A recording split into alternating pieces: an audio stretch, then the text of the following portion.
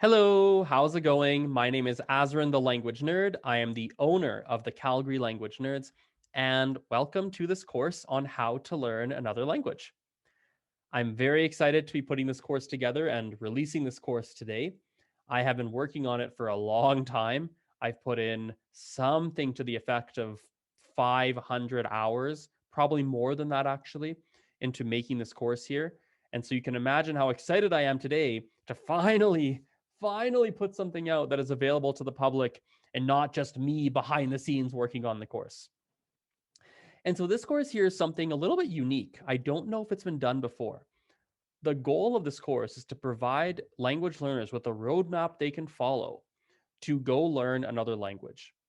Now, most other language learning resources that are out there are language specific. They're language learning resources for one language. In other words, you use a textbook to learn French, or you take a class to learn Spanish, or you download an app and the app has like a Spanish section to the app or a Japanese section to the app, and you go through that section of the app, which is very logical. And that's how most resources should be, to be honest. But what I've attempted to do is put together a program that you can use regardless of the language that you are trying to learn. And I think I've done a pretty good job of it. I would appreciate your feedback as you go through this course because your feedback will allow me to make it better over time. And my intention is to revise the course and make improvements to the course over time so that it is the best possible course that it can be. And it is the most effective program that it can be. The other thing that's unique about this course is that it's free. It's absolutely free. As you can see on this website right now, if you are watching this video on YouTube or Instagram or some other website somewhere else online, I encourage you to go visit the homepage of this course, which is azrenthelanguagenerd.com/free course. That is AZ or ZREN thelanguagenerd.com/free course. That's the main page, the home page for this course here. And so if that's not where you are watching this, I encourage you to go to that website because that is the homepage of the course. And that's where you can contact me if you have any questions or if you have feedback or things of that nature. This video here is the introductory video. Everybody has to watch this video regardless of your level of fluency. As you will see on the home page of this, the home web page of this course here, you'll notice that it's broken up into levels. There's level 1, level 2, etc. So some of you may decide to start the course at a higher level because maybe you know some of the basics of the language that you're trying to learn. However, I do think that regardless of the level that you have, everybody has to start with this particular video here because there are some points that I'm going to cover today that will apply to every part of this program and every single section. Does that make sense? So without further ado, let's dive right into the course. Let me share my screen. Okay. So this is our level 0. It's our introduction. Now, what you're looking at right now is a workbook for the course. There are accompanying workbooks for this course, and they are available for purchase on my website should you want to. So again, that's azrenthelanguagenerd.com/free course. If you would like to purchase the workbooks that you see me use or any of the learning materials that you see me use, you can purchase them directly through my website. Let's skip ahead a little bit. This author's note we can skip because you are obviously watching the video version of the course, and so you know that exists. So today we're going to talk a little bit about me, who I am, talk about my background in case you've stumbled across this and you don't know much about me. We're going to talk about 5 different types of learning activities, and then I'm going to give you a curriculum introduction. So here's some background about me. As I said before, I'm the owner of the Calgary Language Nerds. We are a business that teaches a wide variety of foreign languages.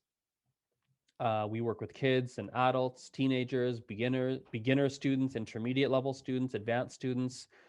You name it, we're generally able to work with you. So it's a very versatile kind of language tutoring language tutoring business.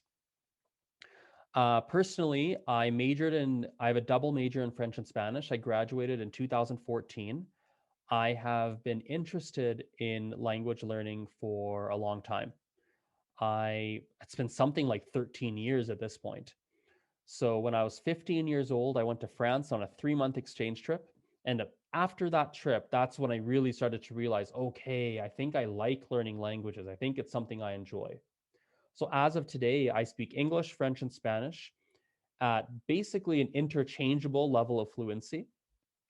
I speak Mandarin quite well, but I'm still learning it. In fact, right now I'm doing another degree. I'm doing an after degree program as a part time student. And my degree is in East Asian language studies with a Mandarin concentration. So I'm actually doing that right now. So I speak it reasonably well, but I still have some room to grow. And then I speak Gujarati. Gujarati is a language from India. I've grown up speaking it with my family, but since about 2018, something like that, I have been doing some self-study of the language, as well as taking classes for the language and trying to deepen my knowledge of the language. For those of you that have a heritage language means it's a language you grew up speaking with your family, but it's not the language spoken in the country in which you live. So that's my case with Gujarati. I grew up in Canada, but my family speaks Gujarati. For those of you who speak a heritage language, you know that even when you're an adult and you grew up speaking it, there's so much you don't know unless you go back and study that language actively and more um, as an adult and actually go study and learn it. So that's what I've been doing for Gujarati since 2018. I'm a big traveler. I love to travel. Right now, I'm recording this during COVID, so I haven't been able to travel in a couple of years. But hopefully soon I can start traveling again. I have been to over 100 cities across 15 countries, something to that effect as of today, and that number is going to increase over time. So I love it, and I've been traveling since I was a baby. In terms of my teaching experience and language learning experience, I have well over 15,000 hours of experience with teaching and learning languages. And beyond that, all of the working positions I've been in, they've all been in very people oriented positions involving training, coaching, and sales. So I used to be a soccer coach when I was a teenager.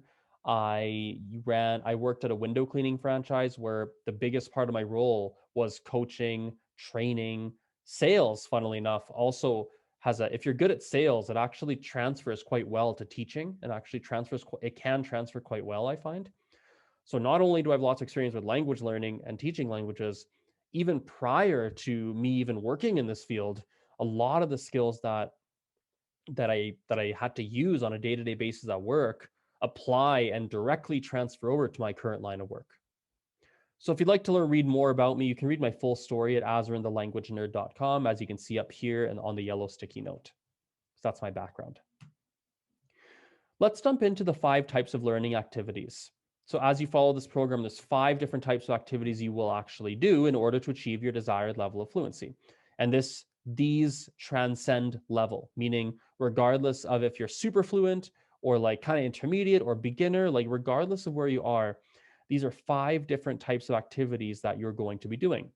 We have passive listening, watching videos / listening practice, speaking, traditional homework, and then revisit and review. Let's talk more about each one of them. Passive listening is the only one that's optional. Passive listening is basically where you listen to typically podcasts, maybe the news, music is a popular one. You listen to something in the background. You listen to your target language in the background. If you don't know what the term target language means, I can actually underline it here. I have a marker on my screen here. So target language, as you can see right, if I can actually do this, my drawing tool doesn't seem to be working. There we go, draw. Right here, we have target language, right? If you're unfamiliar with the term target language refers to the language that you are learning. So if you're trying to learn French, well, French becomes your target language. If you're learning Spanish, Spanish is your target language. If you're learning Mandarin, Mandarin is your target language, etc. And so it's a great way to, it's a fun way I find, and it's a great way to get used to the sounds of the language. But this is an optional activity because not everyone likes passive listening. My mom's a great example. She hates listening to things in the background. It ruins her focus and she can't multitask in that way. So we're not going to spend a lot of time on passive listening on this in this course as a whole in any of the levels, but it is something you can do, and I do think it's effective for quite a few people. Let's go to the next one here. The next thing is speaking. So this program is reliant upon having either a tutor that you've hired or a speaking partner. So, and it's going to be ideal that the tutor or speaking partner actually speaks your mother tongue, or minimally you have some language in common. That's going to be ideal. When it comes to learning a language, that's not necessarily a requirement. Like, people have learned a language not by having a tutor per se, or having a speaking partner that speaks English when you speak English. Like, not necessarily, right? Um, so you don't need one, but using the methodology that I've put together and using this program that I've put together, it is going to be useful and, well, more than useful. It's a really, really important part of the program that I've put together, because you're going to be asking this person lots of questions about the language. You're going to practice conversing with them. You're going to use them to learn new material. You're going to study and practice old material, previous material with your speaking buddy or your tutor. So it's a really important piece of learning a language. I'm going to sit here for an extra minute actually, because a lot of people I know, they use self-study programs or applications or textbooks. They do a lot of self-study at home to learn a language. And having a speaking partner or a tutor is not necessarily something they incorporate, right, into their language learning methodology, their strategy. But I highly encourage you to, because it's going to make your life way easier. It's going to make it faster. It's going to make things easier. You're going to have less questions running through your mind. And language is all about having a genuine relationship with other people and talking to other people. Language is not just about learning it at home and not talking with people and conversing and having that relationship. So this program is based upon having a speaking partner or a tutor that you can become friends with, in a sense, and have a real person that you engage with, that's going to go beyond simply using applications, for instance, or self-study programs, for instance. Applications are going to come into this program momentarily. We're going to talk about them because they are very useful and you should probably use them in your process. But I do not want you to discount the importance of having a speaking partner or a tutor. And in fact, it's going to be a mandatory piece of this program that I put together. Without it, it's not going to work. And to be honest, without it, you're going to learn way, way slower, in my experience. Again, I want to stress there are other methodologies and there are other ways of thinking. But what my experience has taught me, the way I can help people learn language with my, the way I can help you with this program, this is going to be a really big piece. I put a recommended time here to have a meeting with your tutor or speaking partner once a week for an hour, or like an hour plus a week. This is the guideline to aim for. If it's more than that, great. If it's less than that, that's not the end of the world. This is a good benchmark to aim for, but understand it's not a hard and fast rule. Make sense? Let's keep going. I have listed some strategies you can use to find a speaking partner. So you could hire someone from my business, the Calgary Language Nerds. So if you visit azrenthelanguagenerd.com, you can look at our services.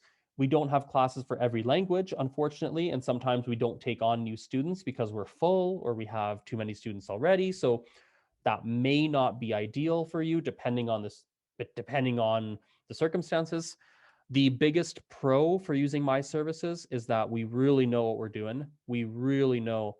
And you're going to be hard pressed to find a business that's run by someone. I'm running the business. You're going to have a hard time finding a business run by someone who is as experienced as me and as passionate as me when it comes to learning and teaching languages. So that's a big pro of working with us. I will give you an alternative, though. An alternative is to go on italki.com. You can find a tutor there. Pro of italki is that you'll generally speaking find cheaper rates than, for example, what you get through my business. I just want to be transparent and honest. I want to be an unbiased voice in this. And so italki is a great resource, and you will generally be able to find more affordable people. There's a couple downsides. The tutors will be nowhere near, generally, well, basically none of them are going to be nearly as experienced as for example, myself and my team. And number two, they're not going to be as invested in your success as myself and my team. And there's also going to be a little bit less accountability, because on italki, it's up to you to go and book your classes. And so it's quite common for people to forget to book a class or get caught up in other aspects of their life. So it's a great platform. I've used it myself a lot, but those are some of the cons of italki. But I do still recommend it.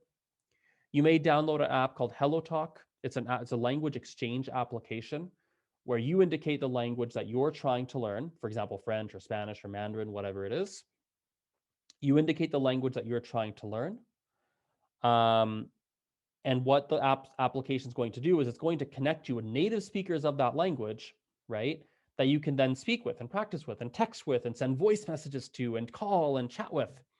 The other person is going to be learning your language. So if you're a native English speaker trying to learn French, your French partner on HelloTalk, the application, is going to be someone who's trying to learn English as well. So they're going to have English questions for you. You're going to ask them French questions. You help each other learn each other's language. It's an app that has millions and millions and millions and millions of users. So understand that sometimes you might message someone and ask them to be your language exchange partner, and they don't answer you because maybe they already have one and they don't reply. Sometimes you may talk to someone and you don't get along with them. So my general rule of thumb is to ask 50 to 100 people to be your language exchange partner. You probably want to talk to ask 50 to 100 people just to make sure you can find someone that you get along with that works for you. Tandem is a similar application as HelloTalk, and you can follow the same instructions that I provided for HelloTalk. Some other alternatives, those are the top 4 that I'd recommend. Some other alternatives, you might look on meetup.com. Meetup.com has clubs for adults. So there's hiking clubs and book clubs and all sorts of things. There's also language clubs, French learning clubs, and there's different events you can find. You might be able to find a language buddy on meetup.com at one of their events, right?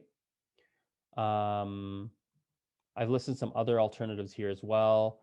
You might look on Facebook groups, right? You might join some Facebook groups that for people that are learning your target language, and you might find someone that way, right, to be your language exchange partner.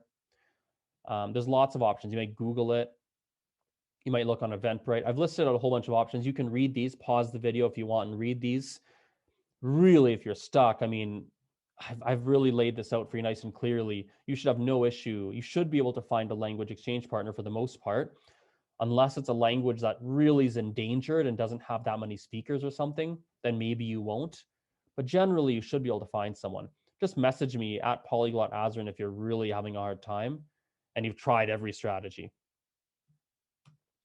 I put some scripts here in case you're thinking, hey, what do I say to someone when I ask them to be my language exchange partner?